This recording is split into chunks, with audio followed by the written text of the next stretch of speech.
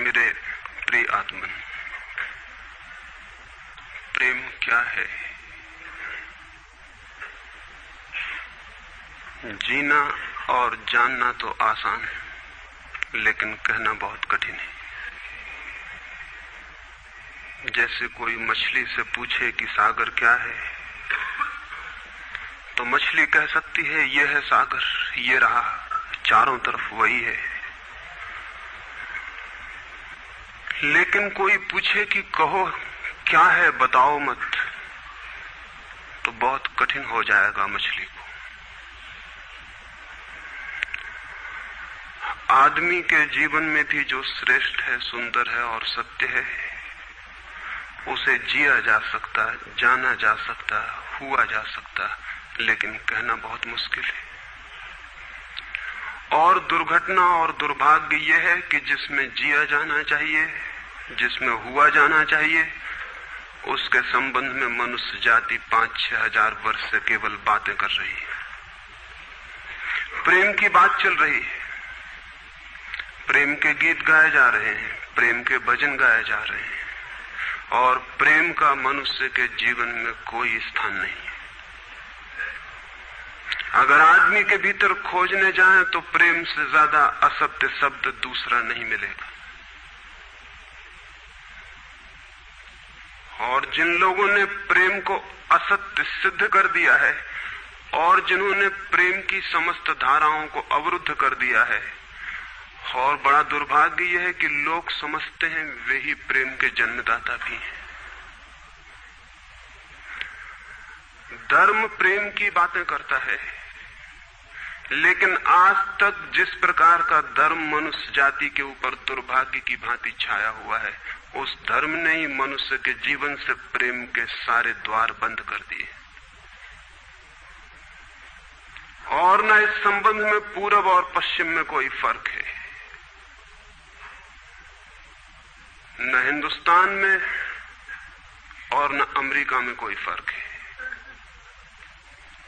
मनुष्य के जीवन में प्रेम की धारा प्रकट ही नहीं हो पाई, और नहीं हो पाई तो हम दोष देते हैं कि मनुष्य ही बुरा है, इसलिए नहीं प्रकट हो पाई। हम दोष देते हैं कि ये मन ही जहर है, इसलिए प्रकट नहीं हो पाई। मन जहर नहीं है, और जो लोग मन को जहर कहते रहे, उन्होंने ही प्रेम को जहरीला कर दिया, प्रेम को प्रकट नहीं होने दिया। मन जहर हो कैसे सकता है? इस जगत में कुछ भी जहर नहीं है। परमात्मा के सारे उपक्रम में कुछ भी विष नहीं है, सब अमृत है। लेकिन आदमी ने सारे अमृत को जहर कर लिया है, और इस जहर करने में शिक्षक, साधु संत और तथाकथित धार्मिक लोगों का सबसे ज्यादा हाथ है। इस बात को थोड़ा समझ लेना जरूरी है, क्योंकि अगर ये बात दिखाई न पड़े तो मनुष्य के जीवन में कभी भी प्रेम भविष्य में भी नहीं हो सकेगा। क्योंकि जिन कारणों से प्रेम नहीं पैदा हो सका है, उन्हीं कारणों को हम प्रेम प्रकट करने के आधार और कारण बना रहे हैं। हालतें ऐसी हैं कि गलत सिद्धांतों को अगर हजारों वर्ष तक दोहराया जाए तो फिर हम ये भूल ही जाते हैं कि सिद्धांत गलत हैं, और दिखाई पड़ने लगता है कि आदमी गलत है, क्योंकि उन सिद्धांतों को पूरा नहीं कर पा रहा है। मैंने सुना है एक सम्राट के महल के नीचे से एक पंखा बेचने वाला गुजरता था और जोर से चिल्ला रहा था कि अनूठे और अद्भुत पंखे मैंने निर्मित किए हैं। ऐसे पंखे कभी भी नहीं बनाए गए, ये पंखे कभी देखे भी नहीं गए हैं। सम्राट ने खिड़की से झांक के देखा कि कौन है जो अनूठे पंखे ले आया। सम्राट के पास सब तरह के पंखे थे, दुनिया के कोने कोने में जो मिल सकते थे। और नीचे देखा, गलियारे में खड़ा हुआ एक आदमी, साधारण 2-2 पैसे के पंखे होंगे, और चिल्ला रहा है कि अनूठे, अद्वितीय। उस आदमी को ऊपर बुलाया और पूछा कि इन पंखों में क्या खूबी है, दाम क्या है इन पंखों के? उस पंखे वाले ने कहा कि महाराज, दाम ज्यादा नहीं है, पंखे को देखते हुए दाम बहुत कम है, सिर्फ 100 रुपए का पंखा है। सम्राट ने कहा 100 रुपए? ये 2 पैसे का पंखा जो बाजार में जगह जगह मिलता है, 100 रुपए दाम, क्या है इसकी खूबी? उस आदमी ने कहा खूबी ये पंखा 100 वर्ष चलता है, 100 वर्ष के लिए गारंटी है, 100 वर्ष से कम में खराब नहीं होता है।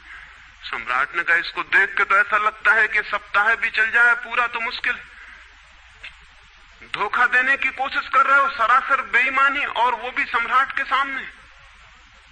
उस आदमी ने कहा आप मुझे भली भांति जानते हैं, इसी गलिहारे में रोज पंखे बेचता हूं, 100 रुपए दाम है इसके, और अगर 100 वर्ष न चले तो जिम्मेदार मैं हूं, रोज तो नीचे मौजूद होता हूं, और फिर आप सम्राट हैं, आपको धोखा देके जाऊंगा कहां।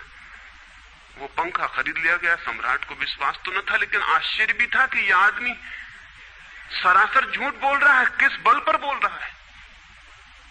पंखा 100 रुपए में खरीद लिया गया और उससे कहा कि 7वें दिन तुम उपस्थित हो जाना। 2-4 दिन में ही पंखे की डंडी बाहर निकल गई, 7वें दिन तो वो बिल्कुल मुर्दा हो गए। लेकिन सम्राट ने सोचा कि शायद पंखे वाला आएगा नहीं, लेकिन ठीक समय पर 7वें दिन वो पंखे वाला हाजिर हो गया। उसने कहा कहो महाराज। उन्होंने कहा कहना नहीं है, ये पंखा पड़ा हुआ है टूटा हुआ, ये 7 दिन में ये गति हो गई, तुम कहते 100 वर्ष चलेगा। पागल हो या धोखेबाज क्या हो। उस आदमी ने कहा कि मालूम होता है आपको पंखा झलना नहीं आता है, पंखा तो 100 वर्ष चलता ही, पंखा तो गारंटीड है, आप पंखा झलते कैसे थे।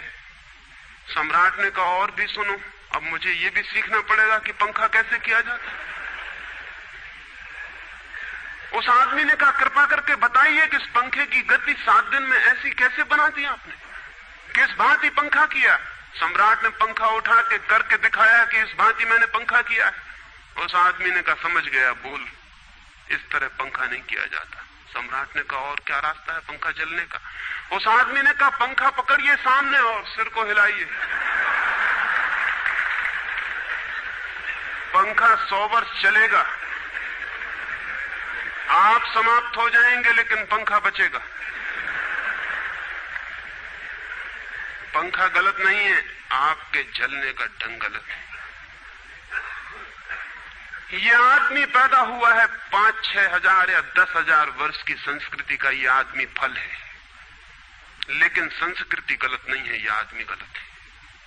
आदमी मरता जा रहा है रोज, और संस्कृति की दुहाई चलती चली जाती है कि महान संस्कृति, महान धर्म, महान सब कुछ, और उसका ये फल है, आदमी उसी संस्कृति से गुजरा है और ये परिणाम है उसका। लेकिन नहीं, आदमी गलत है और आदमी को बदलना चाहिए अपने को। और कोई कहने की हिम्मत नहीं उठाता कि कहीं ऐसा तो नहीं है कि 10,000 वर्षों में जो संस्कृति और धर्म आदमी को प्रेम से नहीं भर पाए, वो संस्कृति और धर्म गलत हो। और अगर 10,000 वर्षों में आदमी प्रेम से नहीं भर पाया, तो आगे कोई संभावना है इसी धर्म और इसी संस्कृति के आधार पर कि आदमी कभी प्रेम से भर जाए। 10,000 वर्षों में जो नहीं हो पाया, वो आगे भी 10,000 वर्षों में होने वाला नहीं है, क्योंकि आदमी यही है, कल भी यही होगा। आदमी हमेशा से यही है और हमेशा यही होगा।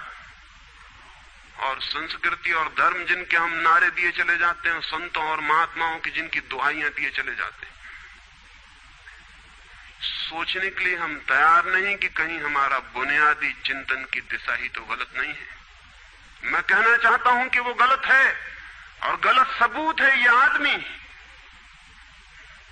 और क्या सबूत होता है? एक बीज को हम बोएं और फल जहरीले और कड़वे हों, तो क्या सब सिद्ध होता है? सिद्ध होता है कि वो बीज जहरीला और कड़वा रहा होगा।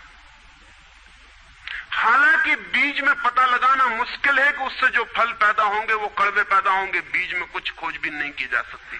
बीज को तोड़ो फोड़ो, कोई पता नहीं चल सकता कि इससे जो फल पैदा होंगे वो कड़वे होंगे। बीज को बो 100 वर्ष लग जाएंगे, वृक्ष होगा, बड़ा होगा, आकाश में फैलेगा, तब फल आएंगे और तब पता चलेगा कि वे कड़वे। 10,000 वर्ष में संस्कृति और धर्म के जो बीज बोए गए हैं, ये आदमी उसका फल है और ये कड़वा है और घृणा से भरा हुआ है।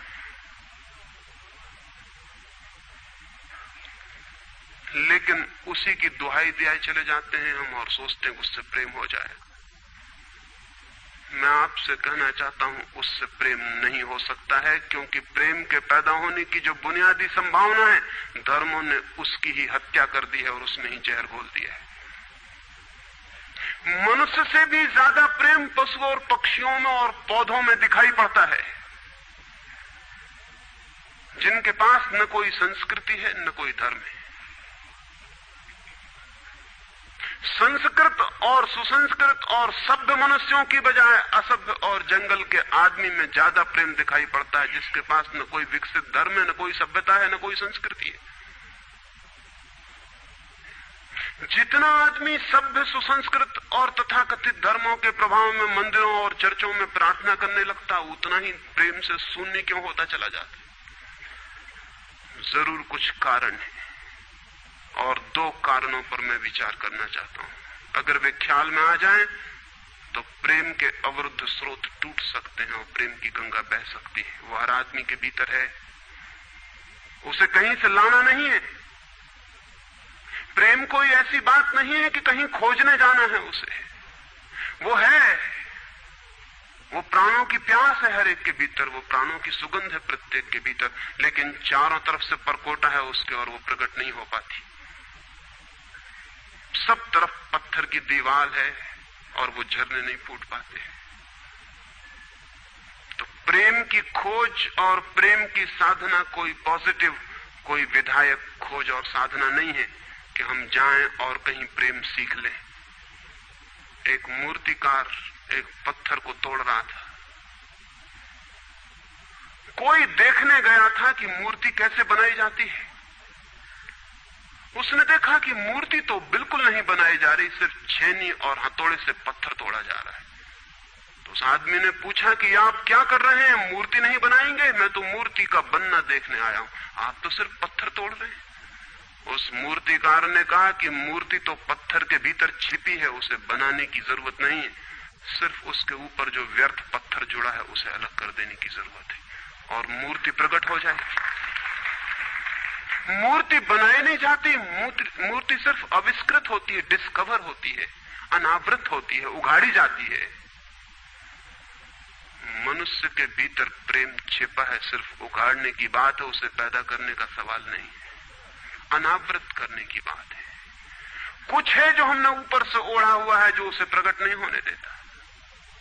एक चिकित्सक से जाके आप पूछें कि स्वास्थ्य क्या है, और दुनिया का कोई चिकित्सक नहीं बता सकता कि स्वास्थ्य क्या है। बड़े आश्चर्य की बात है, स्वास्थ्य पर ही तो सारा चिकित्सा शास्त्र खड़ा है, सारी मेडिकल साइंस खड़ी है, और कोई नहीं बता सकता कि स्वास्थ्य क्या है।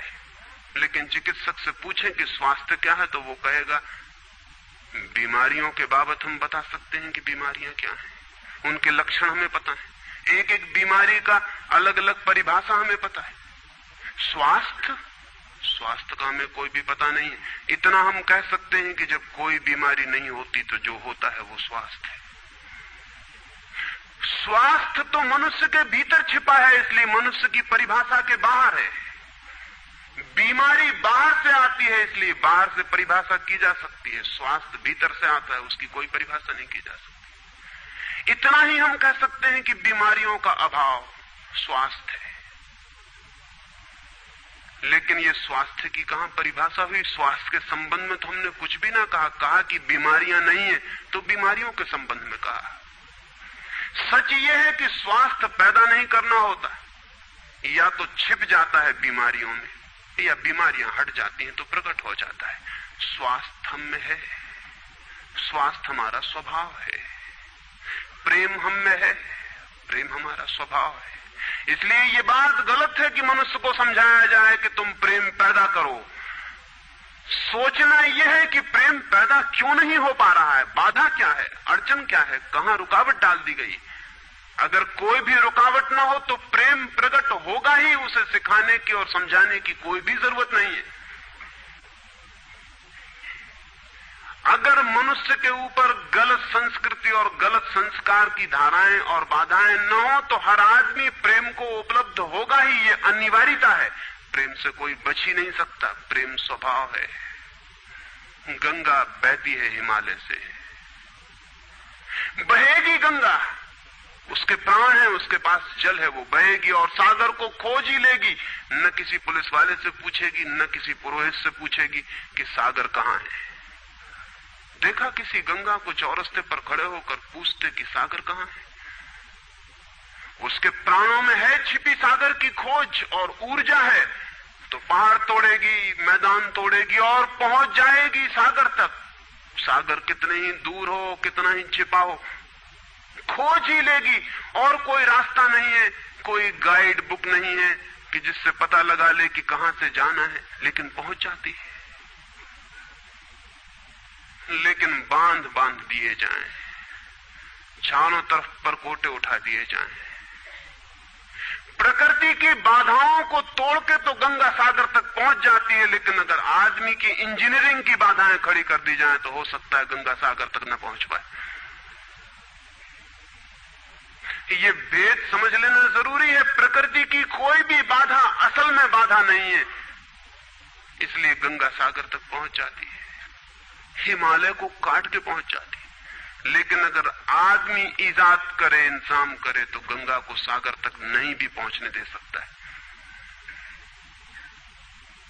प्रकृति का तो एक सहयोग है, प्रकृति तो एक हार्मनी है। वहां जो बाधा भी दिखाई पड़ती है वो भी शायद शक्ति को जगाने के लिए चुनौती है। वहां जो विरोध भी दिखाई पड़ता है वो भी शायद भीतर प्राणों में जो छिपा है उसे प्रकट करने के लिए बुलावा है। वहां शायद कोई बाधा नहीं है। वहां हम बीज को दबाते हैं जमीन में, दिखाई पड़ता है कि जमीन की एक परत बीज के ऊपर पड़ी है, बाधा दे रही, लेकिन वो बाधा नहीं दे रही। अगर वो परत ना होगी तो बीज अंकुरित भी नहीं हो पाएगा। ऐसे दिखाई पड़ता है कि एक परत जमीन की बीज को नीचे दबा रही है, लेकिन वो परत दबा इसलिए रही है ताकि बीज दबे, गले और टूट जाए और अंकुर बन जाए। ऊपर से दिखाई पड़ता है वो जमीन बाधा दे रही, लेकिन वो जमीन मित्र है और सहयोग कर रही बीज को प्रकट करने में। प्रकृति तो एक हार्मनी है, एक संगीतपूर्ण लयबद्धता है, लेकिन आदमी ने जो जो निसर्ग के ऊपर इंजीनियरिंग की है, जो जो उसने अपने यांत्रिक धारणाओं को ठोंकने की और बिठाने की कोशिश की है, उससे गंगाएं रुक गई हैं, जगह जगह अवरुद्ध हो गई हैं। और फिर आदमी को दोष दिया जाता है। किसी बीज को दोष देने की जरूरत नहीं है। अगर वो पौधा न बन पाए तो हम कहेंगे कि जमीन नहीं मिली होगी, ठीक, पानी नहीं मिला होगा, ठीक, सूरज की रोशनी नहीं मिली होगी, ठीक।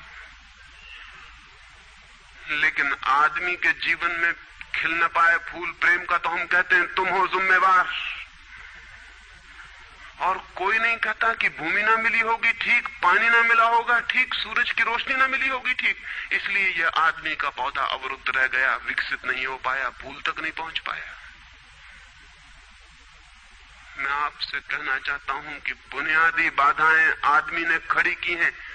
प्रेम की गंगा तो बह सकती है और परमात्मा के सागर तक पहुंच सकती है। आदमी बना उस लिए है कि वो बहे और प्रेम बहे और परमात्मा तक पहुंच जाए, लेकिन हमने कौन सी बाधाएं खड़ी कर दी? पहली बात, आज तक मनुष्य की सारी संस्कृतियों ने सेक्स का, काम का, वासना का विरोध किया है। इस विरोध ने मनुष्य के भीतर प्रेम के जन्म की संभावना तोड़ दी, नष्ट कर दी। इस निषेध ने, क्योंकि सच्चाई यह है कि प्रेम की सारी यात्रा का प्राथमिक बिंदु काम है, सेक्स है। प्रेम की यात्रा का जन्म गंगोत्री, जहां से गंगा पैदा होगी प्रेम की, वो सेक्स है, वो काम है। और उसके सब दुश्मन है, सारी संस्कृतियां और सारे धर्म और सारे गुरु और सारे महात्मा। तो गंगोत्री पर ही चोट कर दी, वहीं रोक दिया। पाप है काम, अधम है काम, जहर है काम। और हमने सोचा भी नहीं कि काम की ऊर्जा ही, सेक्स एनर्जी ही अंततः प्रेम में परिवर्तित होती और रूपांतरित होती। प्रेम का जो विकास है वो काम की शक्ति का ही ट्रांसफॉर्मेशन है, वो उसी का रूपांतरण है। एक कोयला पड़ा हो और आपको ख्याल भी नहीं आएगा कि कोयला ही रूपांतरित होकर हीरा बन जाता है। हीरे और कोयले में बुनियादी रूप से कोई भी फर्क नहीं है। हीरे में भी वही तत्व हैं जो कोयले में, और कोयला हजारों वर्ष की प्रक्रिया से गुजर के हीरा बन जाता है। लेकिन कोयले की कोई कीमत नहीं है। उसे कोई घर में रखता भी है तो ऐसी जगह जहां दिखाई न पड़े, और हीरे को लोग छातियों पर लटका के घूमते हैं कि वो दिखाई पड़े। और हीरा और कोयला एक ही है, लेकिन कोई दिखाई नहीं पड़ता कि इन दोनों के बीच अंतर संबंध है, एक यात्रा है। कोयले की शक्ति ही हीरा बनती है, और अगर आप कोयले के दुश्मन हो गए, जो कि हो जाना बिल्कुल आसान है क्योंकि कोयले में कुछ भी नहीं दिखाई पड़ता, तो हीरे के पैदा होने की संभावना भी समाप्त हो गई, क्योंकि कोयला ही हीरा बन सकता था। सेक्स की शक्ति ही, काम की शक्ति ही प्रेम बनती है, लेकिन उसके विरोध में सारे दुश्मन हैं उसके, अच्छे आदमी उसके दुश्मन हैं। और उसके विरोध ने प्रेम के अंकुर भी नहीं फूटने दिए, और जमीन से प्रथम से पहली सीढ़ी से नष्ट कर दिया भवन को। फिर वो हीरा नहीं बन पाता कोयला, क्योंकि उसके बनने के लिए जो स्वीकृति चाहिए, जो उसका विकास चाहिए, जो उसको रूपांतरित करने की प्रक्रिया चाहिए, उसका सवाल ही नहीं उठता। जिसके हम दुश्मन हो गए, जिसके हम शत्रु हो गए, जिससे हमारी द्वंद्व की स्थिति बन गई और जिससे हम निरंतर लड़ने लगे, अपनी ही शक्ति से आदमी को लड़ा दिया गया है, सेक्स की शक्ति से आदमी को लड़ा दिया गया है। और शिक्षाएं दी जाती हैं कि द्वंद्व छोड़ना चाहिए, कॉन्फ्लिक्ट छोड़नी चाहिए, लड़ना नहीं चाहिए। और सारी शिक्षाएं बुनियाद में सिखा रही हैं कि लड़ो, मन जहर है तो मन से लड़ो, जहर से तो लड़ना पड़ेगा। सेक्स पाप है तो उससे लड़ो।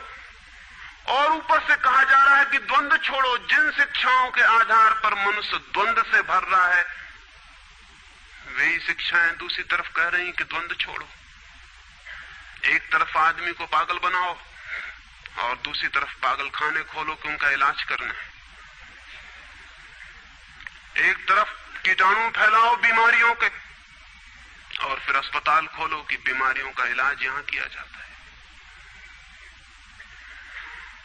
एक बात समझ लेनी जरूरी है संबंध में, मनुष्य कभी भी काम से मुक्त नहीं हो सकेगा। काम उसके जीवन का प्राथमिक बिंदु है, उसी से जन्म होता है। परमात्मा ने काम की शक्ति को ही, सेक्स को ही सृष्टि का मूल बिंदु स्वीकार किया है। और परमात्मा जिसे पाप नहीं समझ रहा, महात्मा उसे पाप बता रहे हैं। अगर परमात्मा उसे पाप समझता है तो परमात्मा से बड़ा पापी इस पृथ्वी पर, इस जगत में, इस विश्व में कोई भी नहीं है। फूल खिला हुआ दिखाई पड़ रहा है। कभी सोचा है कि फूल का खिल जाना भी सेक्सुअल एक्ट है? फूल का खिल जाना भी काम की एक घटना है, वासना की एक घटना है। फूल में है क्या उसके खिल जाने में? उसके खिल जाने में कुछ भी नहीं है। वे बिंदु हैं, पराग के, वीरी के कण हैं, जिन्हें तितलियां उड़ा के दूसरे फूलों पे ले जाएंगी और नया जन्म देंगी। एक मोर नाच रहा है और कवि गीत गा रहे हैं, और संत भी देख के प्रसन्न होंगे, लेकिन उन्हें ख्याल नहीं कि नृत्य एक सेक्सुअल एक्ट है। मोर पुकार रहा है अपनी प्रेयसी को या अपने प्रेमी को, वो नृत्य किसी को रिझाने के लिए। पपीहा गीत गा रहा है, कोयल बोल रही है।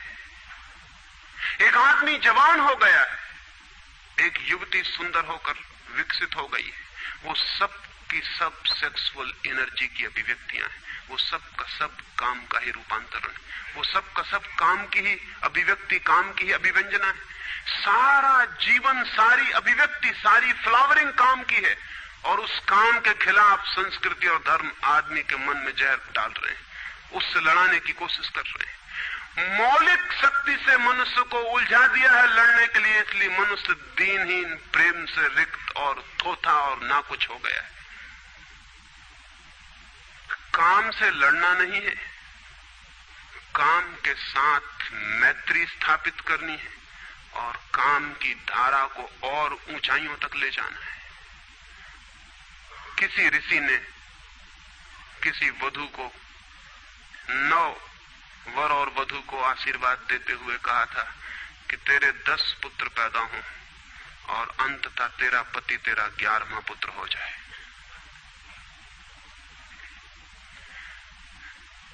वासना रूपांतरित हो तो पत्नी मां बन सकती है, वासना रूपांतरित हो तो काम प्रेम बन सकता है, लेकिन काम ही प्रेम बनता है। काम की ऊर्जा ही प्रेम की ऊर्जा में विकसित होती है, फलित होती है। लेकिन हमने मनुष्य को भर दिया है काम के विरोध में। इसका परिणाम यह हुआ कि प्रेम तो पैदा नहीं हो सका, क्योंकि वो तो आगे का विकास था, काम की स्वीकृति से आता। प्रेम तो विकसित नहीं हुआ और काम के विरोध में खड़े होने के कारण मनुष्य का चित्त ज्यादा से ज्यादा कामुक और सेक्सुअल होता चला गया। हमारे सारे गीत, हमारी सारी कविताएं, हमारे चित्र, हमारी पेंटिंग्स, हमारे मंदिर, हमारी मूर्तियां सब घूम फिर के सेक्स के आसपास केंद्रित हो गई। हमारा मन ही सेक्स के आसपास केंद्रित हो गया। इस जगत में कोई भी पशु मनुष्य की भांति सेक्सुअल नहीं है। मनुष्य 24 घंटे सेक्सुअल हो गया। उठते बैठते सोते जागते सेक्स ही सब कुछ हो गया। उसके प्राण में एक घाव हो गया, विरोध के कारण, दुश्मनी के कारण, शत्रुता के कारण। जो जीवन का मूल था उससे मुक्त तो हुआ नहीं जा सकता था, लेकिन उससे लड़ने की चेष्टा में सारा जीवन रुग्ण जरूर हो सकता था, वो रुग्ण हो गया है। और ये जो मनुष्य जाति इतनी ज्यादा कामुक दिखाई पड़ रही है, इसके पीछे तथाकथित धर्मों और संस्कृति का बुनियादी हाथ है। इसके पीछे बुरे लोगों का नहीं, सज्जनों और संतों का हाथ है। और जब तक मनुष्य जाति सज्जनों और संतों के इस अनाचार से मुक्त नहीं होती, तब तक प्रेम के विकास की कोई संभावना नहीं। मुझे एक घटना याद आती है। एक फकीर अपने घर से निकला था, किसी मित्र के पास मिलने जा रहा है। निकला है कि घोड़े पर उसका चढ़ा हुआ एक बचपन का दोस्त घर आके सामने खड़ा हो गया। उसने कहा कि दोस्त तुम घर पे रुको, वर्षों से प्रतीक्षा करता था कि तुम आओगे तो बैठेंगे और बात करेंगे, और दुर्भाग्य कि मुझे किसी मित्र से मिलने जाना है, मैं वचन दे चुका हूं तो मैं वहां जाऊंगा, घंटे भर में जल्दी से जल्दी लौट आऊंगा, तब तक तुम विश्राम करो। उसके मित्र ने कहा कि मुझे तो चैन नहीं है, अच्छा होगा कि मैं तुम्हारे साथ ही चला चलूं।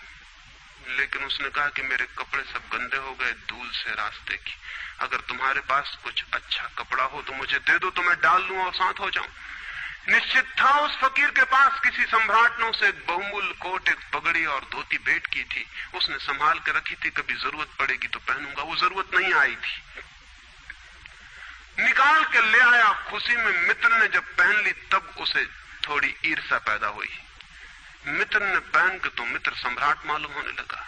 बहुमूल्य कोट था, पगड़ी थी, धोती थी, शानदार जूते थे, और उसके सामने वो फकीर बिल्कुल ही नौकर चाकर दीनहीन दिखाई पड़ने लगा। उसने सोचा है तो बड़ा मुश्किल हुआ है, तो बड़ा गलत हुआ। जिनके घर में ले जाऊंगा ध्यान इस पर जाएगा, मुझ पर किसी का भी ध्यान जाएगा नहीं। अपने ही कपड़े, और आज अपने ही कपड़ों के कारण मैं दीनहीन हो जाऊंगा। लेकिन बार बार मन को समझाया कि मैं फकीर हूं, आत्मा परमात्मा की बात करने वाला, क्या रखा है कोट में पगड़ी में, छोड़ो, पहने रहने तो कितना फर्क पड़ता है। लेकिन जितना समझाने की कोशिश की कि कोट पगड़ी में क्या रखा है, कोट पगड़ी ही उसके मन में घूमने लगी। मित्र दूसरी बात करने लगा, लेकिन वो भीतर तो, ऊपर तो कुछ और दूसरी बातें कर रहा है, लेकिन वहां उसका मन नहीं है, भीतर उसे बस कोट और पगड़ी। रास्ते पर जो भी आदमी देखता है उसको कोई भी नहीं देखता, मित्र की तरफ सबकी आंखें जाती हैं। वो बड़ा मुश्किल में पड़ गया कि तो आज अपनी भूल कर ली, अपने हाथ से भूल कर ली। जिनके घर जाना था वहां पहुंचा, जाके परिचय दिया कि मेरे मित्र हैं, जमाल, बचपन के दोस्त हैं, बहुत प्यारे आदमी हैं। और फिर अचानक अनजाने मुंह से निकल गया कि रह गए कपड़े, सो कपड़े मेरे हैं। क्योंकि मित्र भी जिनके घर गए थे वो भी उसके कपड़ों को देख रहे थे, और भीतर उसके चल रहा था कोट पगड़ी, मेरी कोट पगड़ी, और उन्हीं की वजह से मैं परेशान हो रहा हूं। निकल गया मुंह से कि रह गए कपड़े, कपड़े मेरे। मित्र भी हैरान हुआ, घर के लोग भी हैरान हुए कि क्या पागलपन की बात है। ख्याल उसको भी आया बोल जाने के बाद, तब पछताया कि तो भूल हो गई। पछताया तो और दबाया अपने मन को, बाहर निकल के क्षमा मांगने लगा कि क्षमा कर दो, बड़ी गलती हो गई। मित्र ने कहा मैं तो हैरान हुआ कि तुमसे निकल कैसे गया। उसने कहा कि कुछ नहीं, सिर्फ जबान की चूक हो गई। हालांकि जबान की चूक कभी भी नहीं होती है, भीतर कुछ चलता होता है तो कभी कभी बेमौके जबान से निकल जाता है, चूक कभी नहीं होती। माफ कर दो, भूल हो गई। कैसे ये ख्याल आ गया कुछ समझ में नहीं आता। हालांकि पूरी तरह समझ में आ रहा था कि ख्याल कैसे आया है। दूसरे मित्र के घर गए। अब वो तय करता रहा रास्ते में कि अब चाहे कुछ भी हो जाए, ये नहीं कहना है कि कपड़े मेरे हैं, पक्का कर लेना है अपने मन को। घर के द्वार पर उसने जाके बिल्कुल दृढ़ संकल्प कर लिया कि ये बात नहीं उठानी कि कपड़े मेरे। लेकिन उस पागल को पता नहीं कि जितना वो दृढ़ संकल्प कर रहा है इस बात का, वो दृढ़ संकल्प बता रहा है इस बात को कि उतने ही जोर से उसके भीतर ये भावना घर कर रही कि कपड़े मेरे। आखिर दृढ़ संकल्प किया क्यों जाता है? एक आदमी कहता है कि मैं ब्रह्मचर्य का दृढ़ व्रत लेता हूं, उसका मतलब है उसके भीतर कामुकता दृढ़ता से धक्के मार रही, नहीं तो और कारण क्या है? एक आदमी कहता है कि मैं कसम खाता हूं कि आज से कम खाना खाऊंगा, उसका मतलब यह है कि कसम खानी पड़ रही, ज्यादा खाने का मन है उसका। और तब अनिवार्य रूप में द्वंद्व पैदा होता है।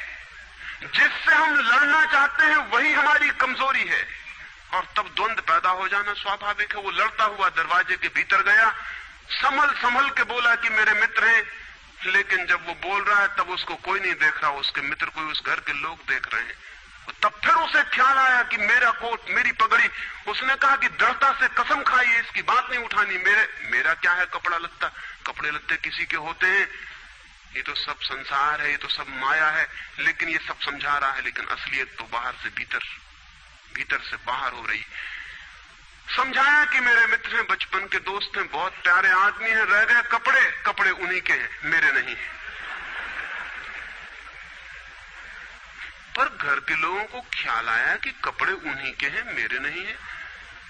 आज तक ऐसा परिचय कभी देखा नहीं गया था। बाहर निकल के क्षमा मांगने लगा कि बड़ी भूल हुई जा रही, मैं क्या करूं क्या ना करूं, ये क्या हो गया है मुझे। आज तक मेरी जिंदगी में कपड़ों ने इस तरह से मुझे नहीं पकड़ा था, किसी को नहीं पकड़ा। लेकिन अगर तरकीब उपयोग में करें तो कपड़े पकड़ ले सकते हैं।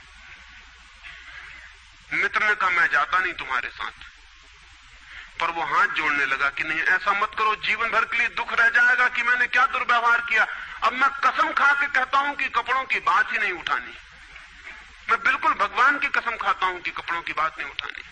और कसम खाने वालों से हमेशा सावधान रहना जरूरी है, क्योंकि जो भी कसम खाता है उसके भीतर उस कसम से भी मजबूत कोई बैठा है जिसके खिलाफ वो कसम खा रहा है।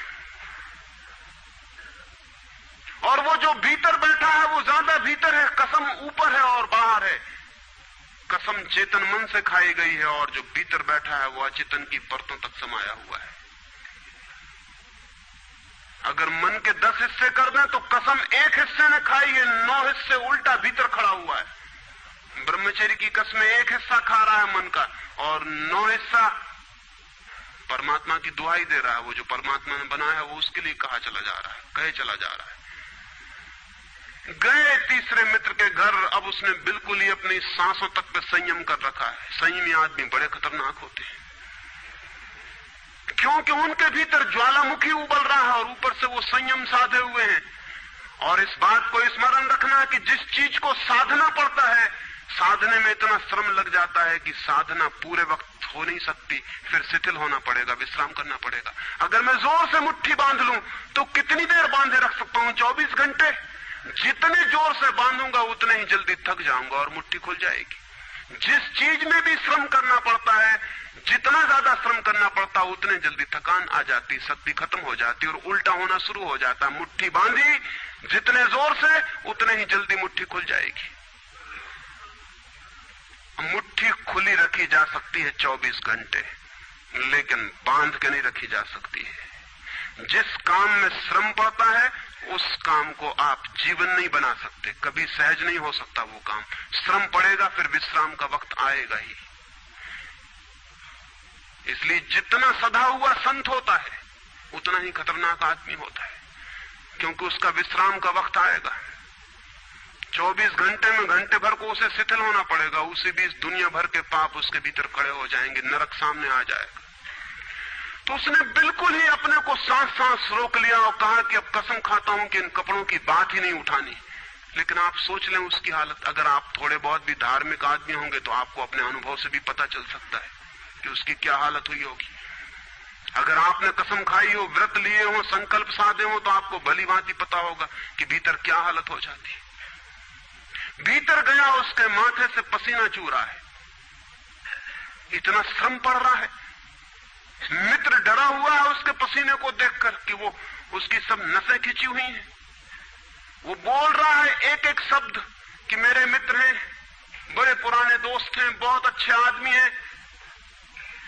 और एक क्षण को वो रुका, जैसे भीतर से कोई जोर का धक्का आया हो और सब बह गया, बाढ़ आ गई और सब बह गया। और उसने कह कि रह गए कपड़े की बात, तो मैंने कसम खा ली है कि कपड़े की बात ही नहीं करनी।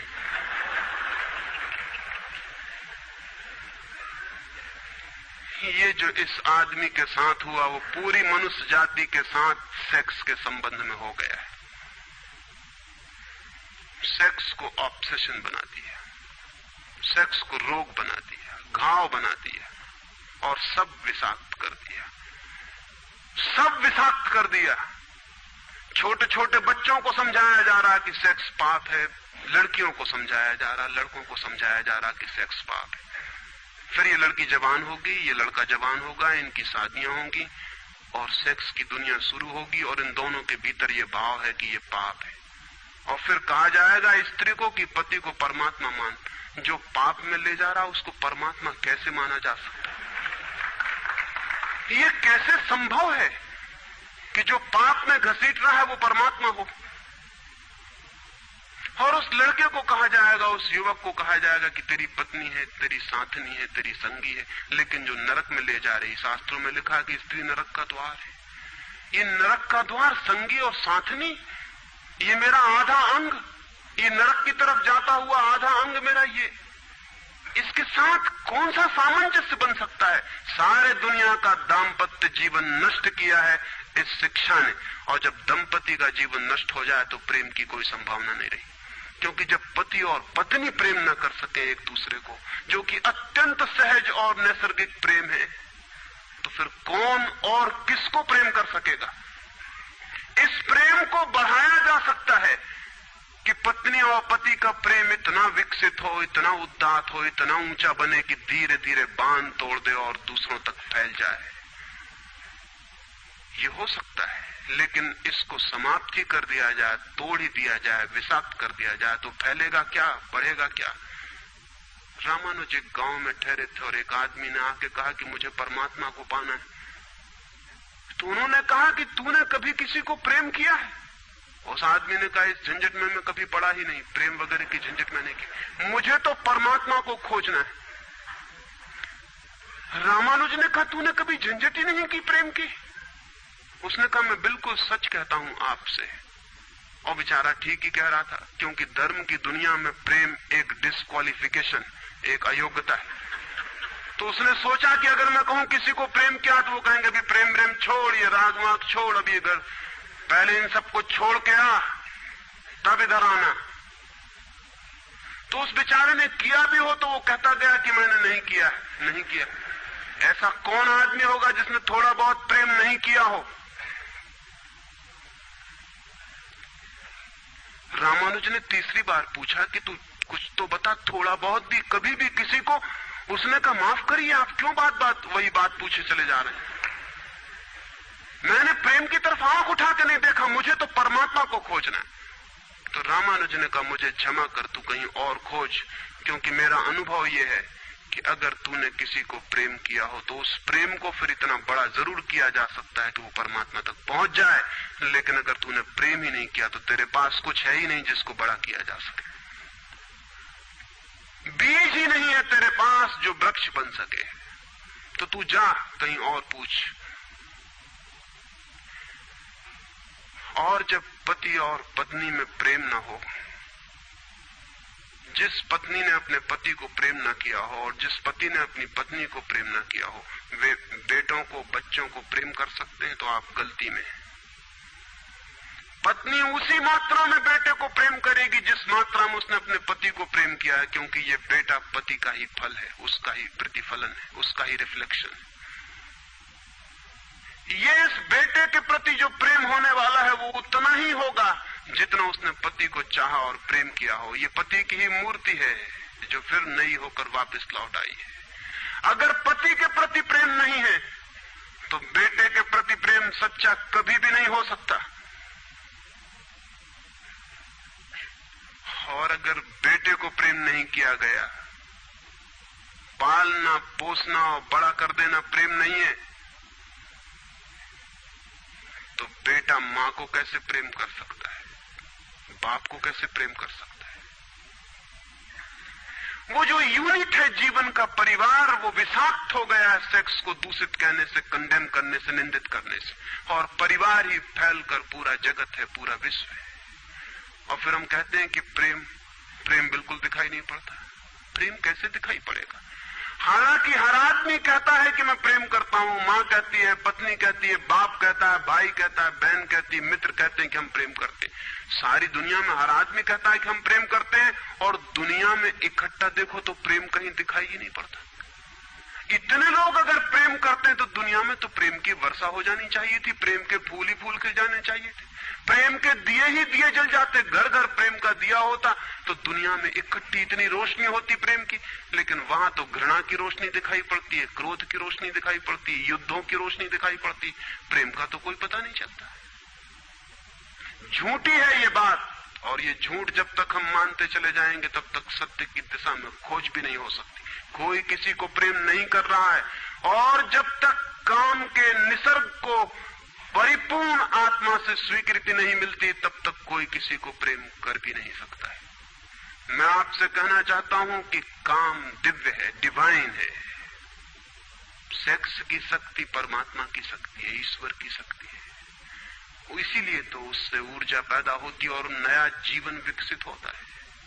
वही तो सबसे रहस्यपूर्ण शक्ति है, वही तो सबसे ज्यादा मिस्टीरियस फोर्स है। उससे दुश्मनी छोड़ दें। अगर आप चाहते हैं कि कभी आपके जीवन में प्रेम की वर्षा हो जाए, उससे दुश्मनी छोड़ दें, उसे आनंद से स्वीकार करें, उसकी पवित्रता को स्वीकार करें, उसकी धन्यता को स्वीकार करें, और खोजें उसमें और गहरे, तो आप हैरान हो जाएंगे। जितनी पवित्रता से काम की स्वीकृति होगी उतना ही काम पवित्र होता चला जाता है, और जितनी अपवित्रता और पाप की दृष्टि से काम से विरोध होगा, काम उतना ही पापपूर्ण और कुरूप होता चला जाता है। जब कोई अपनी पत्नी के पास ऐसे जाए जैसे कोई मंदिर के पास जाता है, जब कोई पत्नी अपने पति के पास ऐसे जाए जैसे सच में कोई परमात्मा के पास जाता है, क्योंकि जब दो प्रेमी काम से निकट आते हैं, जब वे संभोग से गुजरते हैं, तब सच में ही वे परमात्मा के मंदिर के निकट से गुजर रहे हैं। वहीं परमात्मा काम कर रहा है उनकी उस निकटता में, वहीं परमात्मा की सृजन शक्ति काम कर रही है। और मेरी अपनी दृष्टि यह है कि मनुष्य को समाधि का, ध्यान का जो पहला अनुभव मिला हो कभी भी मनुष्य के इतिहास में, तो वो संभोग के क्षण में मिला है और कभी नहीं। संभोग के क्षण में ही पहली बार ये स्मरण आया है आदमी को कि इतने आनंद की वर्षा हो सकती है। और जिन्होंने सोचा, जिन्होंने मेडिटेट किया, जिन लोगों ने काम के संबंध पर और मैथुन पर चिंतन किया और ध्यान किया, उन्हें यह दिखाई पड़ा कि काम के क्षण में, मैथुन के क्षण में, संभोग के क्षण में मन विचारों से शून्य हो जाता है। एक क्षण को मन के सारे विचार रुक जाते हैं, और वो विचारों का रुक जाना और वो मन का ठहर जाना ही आनंद की वर्षा का कारण होता है। तब उन्हें सीक्रेट मिल गया, राज मिल गया कि अगर मन को विचारों से मुक्त किया जा सके किसी और विधि से भी, तो भी इतना ही आनंद मिल सकता है। और तब समाधि और योग की सारी व्यवस्थाएं विकसित हुई, जिनमें ध्यान और सामायिक और मेडिटेशन और प्रेयर, इनकी सारी व्यवस्थाएं विकसित हुई। इन सब के मूल में संभोग का अनुभव है। और फिर मनुष्य को अनुभव हुआ कि बिना संभोग में जाए भी चित्त शून्य हो सकता है, और जो रस की अनुभूति संभोग में हुई थी वो बिना संभोग के भी बरस सकती है। फिर संभोग क्षणिक हो सकता है, क्योंकि शक्ति और ऊर्जा का वो निकास और बहाव है, लेकिन ध्यान सतत हो सकता है। तो मैं आपसे कहना चाहता हूं कि एक युगल संभोग के क्षण में जिस आनंद को अनुभव करता है, एक योगी 24 घंटे उस आनंद को अनुभव करने लगता है। लेकिन इन दोनों आनंदों में बुनियादी विरोध नहीं है, और इसलिए जिन्होंने कहा कि विषयानंद और ब्रह्मानंद भाई भाई हैं, उन्होंने जरूर सत्य कहा है। वे सहोदर हैं, एक ही उदर से पैदा हुए हैं, एक ही अनुभव से विकसित हुए, उन्होंने निश्चित ही सत्य कहा है। तो पहला सूत्र आपसे कहना चाहता हूं, अगर चाहते हैं कि पता चले कि प्रेम तत्व क्या है, तो पहला सूत्र है काम की पवित्रता, दिव्यता, उसकी ईश्वरीय अनुभूति की स्वीकृति, उसको परम हृदय से, पूर्ण हृदय से अंगीकार। और आप हैरान हो जाएंगे, जितने परिपूर्ण हृदय से काम की स्वीकृति होगी, उतने ही आप काम से मुक्त होते चले जाएंगे। जितना अस्वीकार होता है, उतने ही हम बंधते हैं, जैसा वो फकीर कपड़ों से बंध गया। जितना स्वीकार होता है, उतने हम मुक्त होते हैं। अगर परिपूर्ण स्वीकार है, टोटल एक्सेप्टेबिलिटी है जीवन का जो निसर्ग है उसकी, तो आप पाएंगे कि वो परिपूर्ण स्वीकृति को मैं आस्तिकता कहता हूं। वही आस्तिकता व्यक्ति को मुक्त करती है। नास्तिक मैं उनको कहता हूं जो जीवन के निसर्ग का अस्वीकार करते हैं, निषेध करते हैं। ये बुरा है, ये पाप है, ये विष है, ये छोड़ो, ये छोड़ो, ये छोड़ो। जो छोड़ने की बातें कर रहे हैं वे ही नास्तिक हैं। जीवन जैसा है उसे स्वीकार करो और जियो उसकी परिपूर्णता में। वही परिपूर्णता रोज रोज सीढ़ियां सीढ़ियां ऊपर उठाती जाती, वही स्वीकृति मनुष्य को ऊपर ले जाती। और एक दिन उसके दर्शन होते हैं जिसका काम में पता भी नहीं चलता था। काम अगर कोयला था तो एक दिन हीरा भी प्रकट होता है प्रेम का। तो पहला सूत्र यह है। दूसरा सूत्र आपसे कहना चाहता हूं, और वो दूसरा सूत्र भी संस्कृति ने और आज तक की सभ्यता ने और धर्मों ने हमारे भीतर मजबूत किया है। दूसरा सूत्र भी स्मरणीय है, क्योंकि पहला सूत्र तो काम की ऊर्जा को प्रेम बना देगा, और दूसरा सूत्र द्वार की तरह रोके हुए है उस ऊर्जा को बहने से, वो बह नहीं पाएगी। वो दूसरा सूत्र है मनुष्य का ये भाव कि मैं हूं, ईगो, उसका अहंकार कि मैं हूं। बुरे लोग तो कहते ही हैं कि मैं हूं, अच्छे लोग और जोर से कहते हैं कि मैं हूं, और मुझे स्वर्ग जाना है और मोक्ष जाना है और मुझे ये करना है और मुझे वो करना है। लेकिन वो मैं खड़ा हुआ है वहां भीतर। और जिस आदमी का मैं जितना मजबूत है, उतना ही उस आदमी की सामर्थ्य दूसरे से संयुक्त हो जाने की कम हो जाती। क्योंकि मैं एक दीवार है, एक घोषणा है कि मैं हूं। मैं की घोषणा कह देती है तुम हो, मैं हूं, दोनों के बीच फासला है। फिर मैं कितना ही प्रेम करूं और आपको अपनी छाती से लगा लूं, लेकिन फिर भी हम दो हैं। छातियां कितनी ही निकट आ जाएं, फिर भी बीच में फासला है। मैं हूं, तुम हो। इसलिए निकटतम अनुभव भी निकट नहीं ला पाते। शरीर पास बैठ जाते हैं, आदमी दूर दूर बने रह जाते हैं। जब तक भीतर मैं बैठा हुआ है, तब तक दूसरे का भाव नष्ट नहीं होता। शास्त्र ने कहीं एक अद्भुत वचन कहा है कि दी अदर इज हेल। वो जो दूसरा है वही नरक है। लेकिन शास्त्र ने ये नहीं कहा कि why the other is other. वो दूसरा क्यों है? वो दूसरा इसलिए है कि मैं हूं, और जब तक मैं हूं तब तक दुनिया में हर चीज दूसरी है, अन्य है, भिन्न है। और जब तक भिन्नता है तब तक प्रेम का अनुभव नहीं हो सकता। प्रेम है एकात्म का अनुभव। प्रेम है इस बात का अनुभव कि गिर गई दीवार और दो ऊर्जाएं मिल गई और संयुक्त हो गई। प्रेम है इस बात का अनुभव कि एक व्यक्ति और दूसरे व्यक्ति की सारी दीवारें गिर गईं और प्राण संयुक्त हुए, मिले और एक हो गए। जब यही अनुभव एक व्यक्ति और समस्त के बीच फलित होता है तो उस अनुभव को मैं कहता हूं परमात्मा, और जब दो व्यक्तियों के बीच फलित होता है तो उसे मैं कहता हूं प्रेम। अगर मेरे और किसी दूसरे व्यक्ति के बीच ये अनुभव फलित हो जाए कि हमारी दीवारें गिर जाएं, हम किसी भीतर के तल पर एक हो जाएं, एक संगीत, एक धारा, एक प्राण, तो ये अनुभव है प्रेम। और अगर ऐसा ही अनुभव मेरे और समस्त के बीच घटित हो जाए कि मैं विलीन हो जाऊं और सब और मैं एक हो जाऊं, तो ये अनुभव है परमात्मा। इसलिए मैं कहता हूं प्रेम है सीढ़ी और परमात्मा है उस यात्रा की अंतिम मंजिल। ये कैसे संभव है कि दूसरा मिट जाए? जब तक मैं न मिटूं तब तक दूसरा कैसे मिट सकता है? वो दूसरा पैदा किया है मेरे मैं की प्रतिध्वनि ने। जितने जोर से मैं चिल्लाता हूं कि मैं, उतने ही जोर से वो दूसरा पैदा हो जाता है।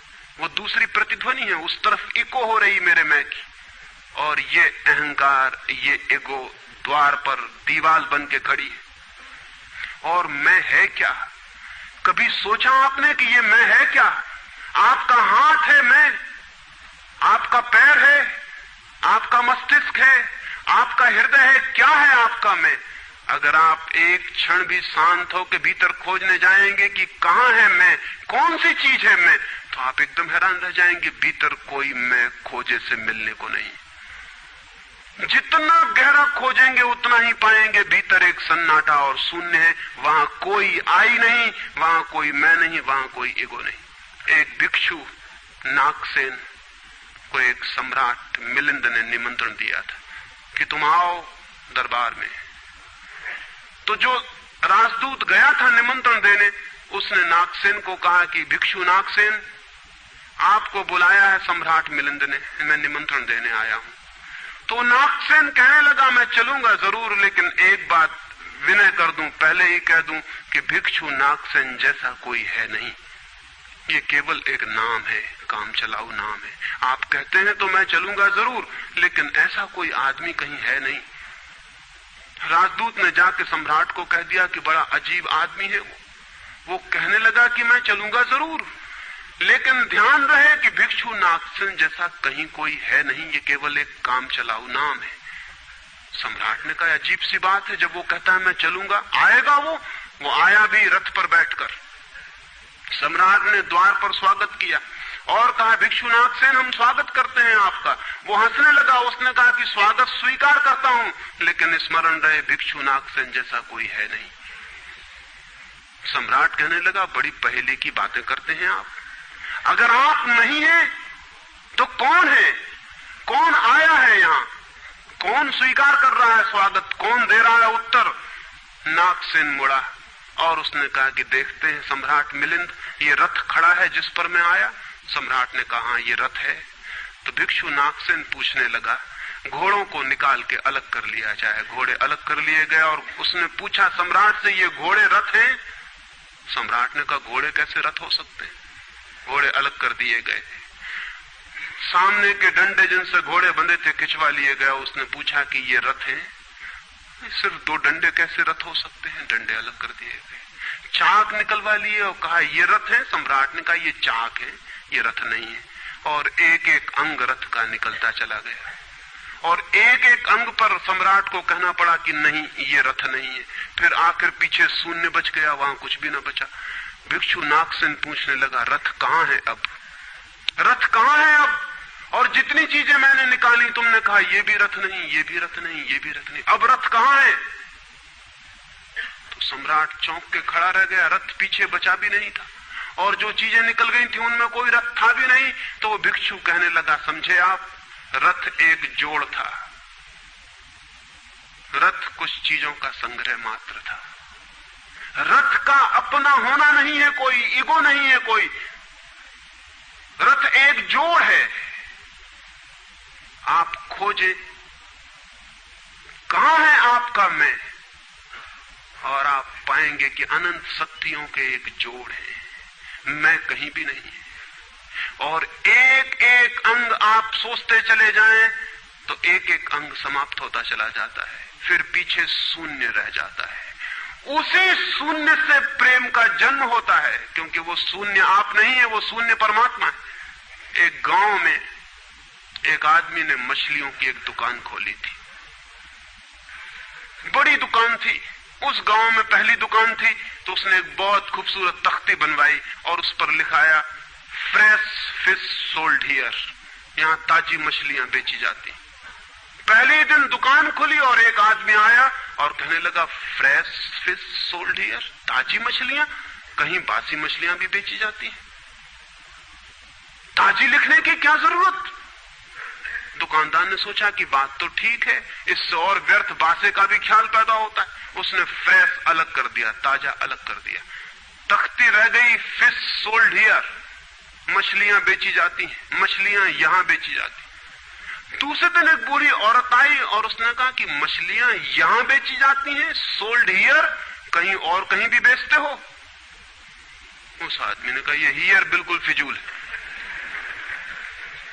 उसने तख्ती पर एक शब्द और अलग कर दिया, रह गया फिश सोल्ड। तीसरे दिन एक आदमी आया, वो कहने लगा फिश सोल्ड, मछलियां बेची जाती हैं, मुफ्त भी देते हो क्या? आदमी ने कहा ये सोल्ड भी बेकार। उस सोल्ड को भी अलग कर दिया। अब रह गई वहां तख्ती फिश। एक बुढ़ा आया और कहने लगा फिश, अंधे को भी मील भर दूर से बांस मिल जाती है, ये तख्ती काहे के लिए लटकाई हुई है यहां? फिश भी चली गई, खाली तख्ती रह गई वहां। और एक आदमी आया और उसने कहा ये तख्ती किस लिए लगाई है, इससे दुकान पे आड़ पड़ती। वो तख्ती भी चली गई, वहां कुछ भी नहीं रह गया। इलिमिनेशन होता गया, एक एक चीज हटती चली गई, पीछे जो शेष रह गया शून्य है। उस शून्य से प्रेम का जन्म होता है, क्योंकि उस शून्य में दूसरे के शून्य से मिलने की क्षमता है। सिर्फ शून्य ही शून्य से मिल सकता है और कोई नहीं। दो शून्य मिल सकते हैं, दो व्यक्ति नहीं, दो इंडिविजुअल नहीं मिल सकते, दो वैक्यूम, दो एम्प्टीनेस मिल सकते हैं, क्योंकि बाधा आप कोई भी नहीं, शून्य की कोई दीवार नहीं होती और हर चीज की दीवार होती है।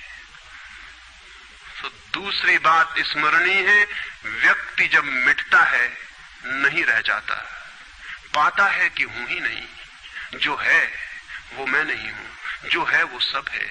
तब द्वार गिरता है, दीवार टूटती है और तब वो गंगा बहती है जो भीतर छिपी है और तैयार है। वो शून्य की प्रतीक्षा कर रही कि कोई शून्य हो जाए तो उससे बह उठूं। हम एक कुआं खोदते हैं, पानी भीतर है, पानी कहीं से लाना नहीं होता, लेकिन बीच में मिट्टी पत्थर पड़े हैं, उनको निकाल के बाहर कर देते हैं। करते क्या है हम? करते हैं हम एक शून्य बनाते हैं, एक खाली जगह बनाते हैं, एक एम्प्टीनेस बनाते हैं। कुआं खोदने का मतलब है खाली जगह बनाना, ताकि खाली जगह में जो भीतर छिपा हुआ पानी है वो प्रकट होने के लिए जगह पा जाए, स्पेस पा जाए। वो भीतर है, उसको जगह चाहिए प्रकट होने को, जगह नहीं मिल रही, भरा हुआ है कुआं मिट्टी पत्थर से। मिट्टी पत्थर हमने अलग कर दिए, वो पानी उबल के बाहर आ गया। आदमी के भीतर प्रेम भरा हुआ है, स्पेस चाहिए, जगह चाहिए जहां वो प्रकट हो जाए। और हम भरे हुए हैं अपने मैं से। हर आदमी चिल्लाया चला जा रहा है मैं, और स्मरण रखें जब तक आपकी आत्मा चिल्लाती है मैं, तब तक आप मिट्टी पत्थर से भरे हुए कुएं हैं। आपके कुएं में प्रेम के झरने नहीं फूटेंगे, नहीं फूट सकते। मैंने सुना है एक बहुत पुराना वृक्ष था, आकाश में सम्राट की तरह उसके हाथ फैले हुए थे। उस पर फूल आते थे तो दूर दूर से पक्षी सुगंध लेने आते, उस पर फल लगते थे तो तितलियां उड़ती। उसकी छाया, उसके फैले हाथ, हवाओं में उसका वो खड़ा रूप आकाश में बड़ा सुंदर था। एक छोटा बच्चा उसकी छाया में रोज खेलने आता था। उस बड़े वृक्ष को उस छोटे बच्चे से प्रेम हो गया। बड़ों को छोटों से प्रेम हो सकता है अगर बड़ों को पता ना हो कि हम बड़े हैं। वृक्ष को कोई पता नहीं था कि मैं बड़ा हूं। ये पता सिर्फ आदमी को होता है, इसलिए उसका प्रेम हो गया। अहंकार हमेशा अपने से बड़ों को प्रेम करने की कोशिश करता है। अहंकार हमेशा अपने से बड़ों से संबंध जोड़ता है। प्रेम के लिए कोई बड़ा छोटा नहीं, जो आ जाए उसी से संबंध जुड़ जाता है। वो एक छोटा सा बच्चा खेलता आता था उस वृक्ष के पास, उस वृक्ष का उससे प्रेम हो गया। लेकिन वृक्ष की शाखाएं ऊपर थीं, बच्चा छोटा था, तो वृक्ष अपनी शाखाएं उसके लिए नीचे झुका था ताकि वो फल तोड़ सके, फूल तोड़ सके। प्रेम हमेशा झुकने को राजी है, अहंकार कभी भी झुकने को राजी नहीं। अहंकार के पास जाएंगे तो अहंकार के हाथ और ऊपर उठ जाएंगे ताकि आप उन्हें छू न सके, क्योंकि जिसे छू लिया जाए वो छोटा आदमी है। जिसे न छुआ जा सके, दूर सिंहासन पर दिल्ली में हो, वो आदमी बड़ा आदमी है। वो वृक्ष के शाखाएं नीचे झुकाती जब वो बच्चा खेलता हुआ आता, और जब बच्चा उसके फूल तोड़ लेता तो वृक्ष बहुत खुश होता, उसके प्राण आनंद से भर जाते। प्रेम जब भी कुछ दे पाता है तब खुश हो जाता है, अहंकार जब भी कुछ ले पाता है तभी खुश होता है।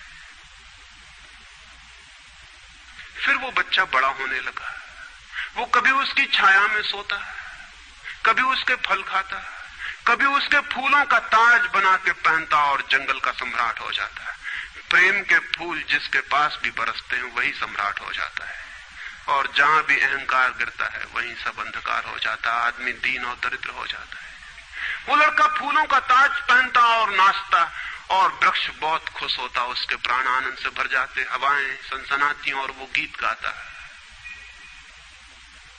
फिर लड़का और बड़ा हुआ, वो वृक्ष के ऊपर भी चढ़ने लगा, उसकी शाखाओं से झूलने भी लगा, वो उसकी शाखाओं पर विश्राम भी करता, और वृक्ष बहुत आनंदित होता। प्रेम आनंदित होता है जब प्रेम किसी के लिए छाया बन जाता है। अहंकार आनंदित होता है जब किसी की छाया छीन लेता है। लेकिन लड़का बड़ा होता चला गया, दिन बढ़ते चले गए। जब लड़का बड़ा हो गया तो उसे और दूसरे काम भी दुनिया में आ गए, महत्वाकांक्षाएं आ गई, उसे परीक्षाएं पास करनी थी, उसे मित्रों को जीतना था। वो फिर कभी कभी आता, कभी नहीं भी आता, लेकिन वृक्ष उसकी प्रतीक्षा करता कि वो आए, वो आए। उसके सारे प्राण पुकारते कि आओ आओ। प्रेम निरंतर प्रतीक्षा करता है कि आओ आओ। प्रेम एक प्रतीक्षा है, एक अवेटिंग है, लेकिन वो कभी आता कभी नहीं आता, तो वृक्ष उदास हो जाता है। प्रेम की एक ही उदासी है, जब वो बांट नहीं पाता तो उदास हो जाता है, जब वो दे नहीं पाता तो उदास हो जाता है। और प्रेम की एक ही धन्यता है कि जब वो बांट देता है, लुटा देता है, तो आनंदित हो जाता है। फिर लड़का और बड़ा होता चला गया, और वृक्ष के पास आने के दिन कम होते चले गए। जो आदमी जितना बड़ा होता चला जाता है, महत्वाकांक्षा के जगत में प्रेम के निकट आने की सुविधा उतनी ही कम होती चली जाती है। उस लड़के की एम्बिशन, महत्वाकांक्षा बढ़ रही थी, कहां वृक्ष, कहां जाना। फिर एक दिन वहां से निकलता था तो वृक्ष ने उसे कहा, सुनो। हवाओं में उसकी आवाज गूंजी कि सुनो, तुम आते नहीं, मैं प्रतीक्षा करता हूं, मैं तुम्हारे लिए प्रतीक्षा, राह करता हूं, राह देखता हूं, बाट जोता हूं। उस लड़के ने कहा, क्या है तुम्हारे पास जो मैं आऊं? मुझे रुपए चाहिए। हमेशा अहंकार पूछता है कि क्या है तुम्हारे पास जो मैं आऊं। अहंकार मांगता है कि कुछ हो तो मैं आऊं, न कुछ हो तो आने की कोई जरूरत नहीं। अहंकार एक प्रयोजन है, एक पर्पस है। प्रयोजन पूरा होता हो तो मैं आऊं, अगर कोई प्रयोजन न हो तो आने की जरूरत क्या है। और प्रेम निष्प्रयोजन है, प्रेम का कोई प्रयोजन नहीं। प्रेम अपने में ही अपना प्रयोजन है, वो बिल्कुल पर्पसलेस है। वृक्ष तो चौंक गया, उसने कहा कि तुम तभी आओगे जब मैं कुछ तुम्हें दे सकूं। मैं तुम्हें सब दे सकता हूं, क्योंकि प्रेम कुछ भी रोकना नहीं चाहता। जो रोक ले वो प्रेम नहीं है। अहंकार रोकता है, प्रेम तो बेशर्त दे देता है। लेकिन रुपए मेरे पास नहीं है। ये रुपए तो सिर्फ आदमी की इजाद है, वृक्षों ने ये बीमारी नहीं पाली है। उस वृक्ष ने कहा, इसलिए तो हम इतने आनंदित होते हैं, इतने फूल खिलते हैं, इतने फल लगते हैं, इतनी बड़ी छाया होती है, हम इतना नाचते हैं आकाश में, हम इतने गीत गाते हैं, पक्षी हम पर आते हैं और संगीत का कलरव करते हैं, क्योंकि हमारे पास रुपए नहीं है। जिस दिन हमारे पास भी रुपए हो जाएंगे, हम भी आदमी जैसे दीनहीन मंदिरों में बैठ के सुनेंगे कि शांति कैसे पाई जाए, प्रेम कैसा पाया जाए। नहीं नहीं, हमारे पास रुपए नहीं है। तो उसने कहा फिर मैं क्या हूं तुम्हारे पास, जहां रुपए हैं मुझे वहां जाना पड़ेगा, मुझे रुपयों की जरूरत है। अहंकार रुपया मांगता है क्योंकि रुपया शक्ति है, अहंकार शक्ति मांगता है। उस वृक्ष ने बहुत सोचा, फिर उसे ख्याल आया तो तुम एक काम करो, मेरे सारे फलों को तोड़ के ले जाओ और बेच दो तो शायद रुपए मिल जाए।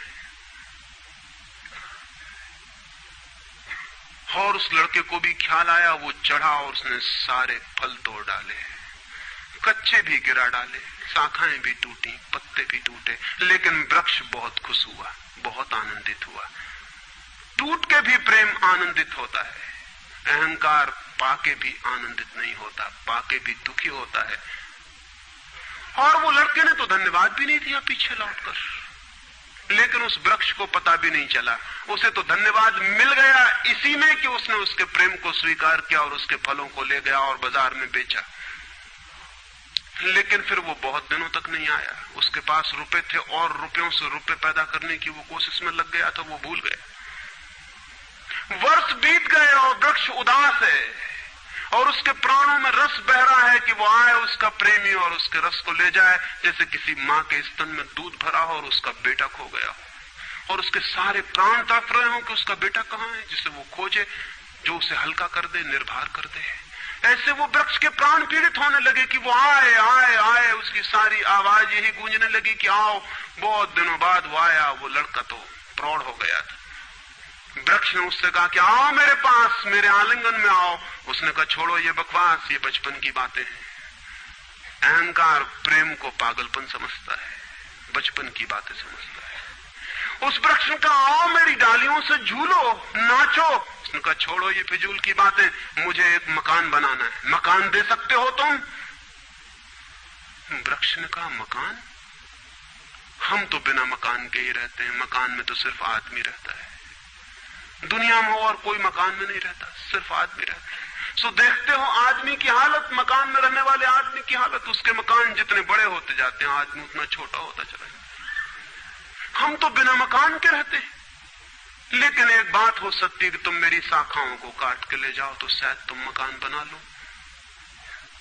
और वो प्रौढ़ कुल्हाड़ी लेकर आ गया और उसने उस वृक्ष की शाखाएं काट डाली। वृक्ष एक ठूंठ रह गया नंगा, लेकिन वृक्ष बहुत आनंदित था। प्रेम सदा आनंदित है, चाहे उसके अंग भी कट जाएं, लेकिन कोई ले जाए, कोई ले जाए, कोई बांट ले, कोई सम्मिलित हो जाए, साझीदार हो जाए। और उस लड़के ने तो पीछे लौट के भी नहीं देखा, उसने मकान बना लिया।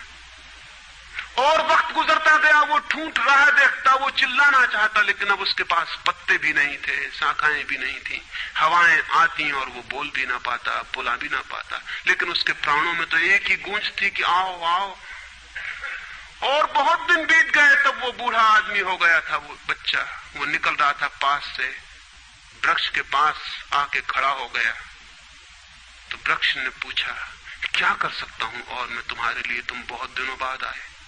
उसने कहा तुम क्या कर सकोगे? मुझे दूर देश जाना है धन कमाने के लिए, मुझे एक नाव की जरूरत है। तो उसने कहा तुम मुझे और काट लो तो मेरी इस पीड़ से नाव बन जाएगी और मैं बहुत धन्य होऊंगा कि मैं तुम्हारी नाव बन सकूं और तुम्हें दूर देश ले जा सकूं। लेकिन तुम जल्दी लौट आना और सकुशल लौट आना, मैं तुम्हारी प्रतीक्षा करूंगा। और उसने आरे से उस वृक्ष को काट डाला। तब वो एक छोटा सा ठूंठ रह गया और वो दूर यात्रा पर निकल गया। और वो ठूंठ भी प्रतीक्षा करता रहा कि वो आए आए, लेकिन अब उसके पास कुछ भी नहीं देने को। शायद वो नहीं आएगा, क्योंकि अहंकार वहीं आता है जहां कुछ पाने को है। अहंकार वहां नहीं जाता जहां कुछ पाने को नहीं। मैं उस ठूंठ के पास एक रात मेहमान हुआ था, तो वो ठूंठ मुझसे बोला कि वो मेरा मित्र अब तक नहीं आया और मुझे बड़ी पीड़ा होती, कहीं नाव डूब ना गई हो, कहीं वो भटक ना गया हो, कहीं किसी दूसरे किनारे पर विदेश में कहीं भूल ना गया हो, कहीं वो डूब ना गया हो, कहीं वो समाप्त ना हो गया हो। एक खबर मुझे भर कोई ला दे, अब मैं मरने के करीब हूं। एक खबर भर आ जाए कि वो सकुशल है, फिर कोई बात नहीं, फिर सब ठीक है। अब तो मेरे पास देने को कुछ भी नहीं है, इसलिए बुलाऊं भी तो शायद वो नहीं आएगा, क्योंकि वो लेने की ही भाषा समझता है। अहंकार लेने की भाषा समझता है, प्रेम देने की भाषा है। इससे ज्यादा और कुछ मैं नहीं कहूंगा। जीवन एक ऐसा वृक्ष बन जाए और उस वृक्ष की शाखाएं अनंत तक फैल जाएं, सब उसकी छाया में हो और सब तक उसकी बाहें फैल जाए, तो पता चल सकता है कि प्रेम क्या है। प्रेम का कोई शास्त्र नहीं है, न कोई परिभाषा है, न प्रेम का कोई सिद्धांत है। तो मैं बहुत हैरानी में था कि क्या कहूंगा आपसे कि प्रेम क्या है, तो बताना मुश्किल है। आके बैठ सकता हूं, अगर मेरी आंखों में दिखाई पड़ जाए तो दिखाई पड़ सकता है, अगर मेरे हाथों में दिखाई पड़ जाए तो दिखाई पड़ सकता है। मैं कह सकता हूं यह है प्रेम, लेकिन प्रेम क्या है? अगर मेरी आंख में न दिखाई पड़े, मेरे हाथ में न दिखाई पड़े, तो शब्दों से बिल्कुल भी दिखाई नहीं पड़ सकता है कि प्रेम क्या है।